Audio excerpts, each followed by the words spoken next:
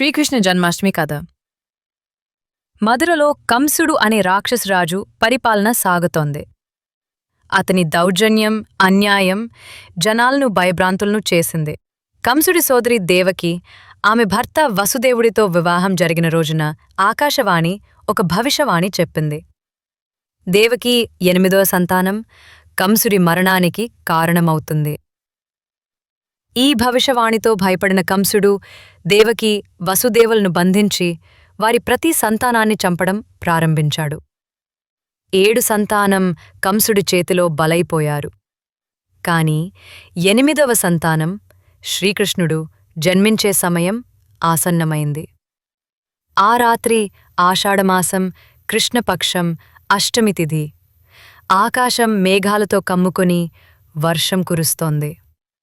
కారాగారంలో దేవకి గర్భంలో శ్రీకృష్ణుడు జన్మించాడు. ఆ శిశువు అసాధారణమైన తేజస్సుతో నీలవర్ణంలో మాయామయమైన చిరునవ్వుతో కనిపించాడు. విష్ణుమూర్తి అవతారమైన ఆ బాలుడు వసుదేవుడికి ఒక ఆదేశమిచ్చాడు. నన్ను గోకులంలో నందగోపుడి ఇంటికి తీసుకెళ్ళు. అక్కడ నా రక్షణ ఉంటుంది. వసుదేవుడు దైవశక్తి సహాయంతో కారాగార తాళాలు తెరుచుకున్నాయి. రక్షకులు నిద్రలో మునిగిపోయారు.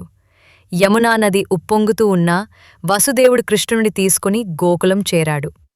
అక్కడ నందగోపుడి భార్య యశోద ఆ రాత్రి ఒక బాలికను కన్నది.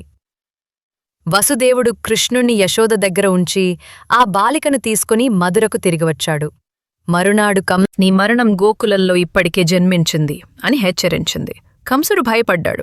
కాని కృష్ణుడు గోకులంలో యశోద నందగోపుల ప్రేమలో, గోపికల సాంగత్యంలో అల్లరి చేస్తూ రాక్షసులు సంహరిస్తూ పెరిగాడు. చివరకు కృష్ణుడు కంసుడిని సంహరించి మధురను, దేవకీ వసుదేవులను విముక్తి చేశాడు. ఈ కథ శ్రీకృష్ణ జన్మాష్టమి సందర్భంగా ధర్మం అధర్మంపై విజయం సాధించడాన్ని, దైవశక్తి ఎల్లప్పుడూ సత్యాన్ని రక్షిస్తుందనే సందేశాన్ని గుర్తుచేస్తుంది. ఈరోజు భక్తులు కృష్ణుణ్ణి పూజించి ఉపవాసం ఉంటూ ఆయన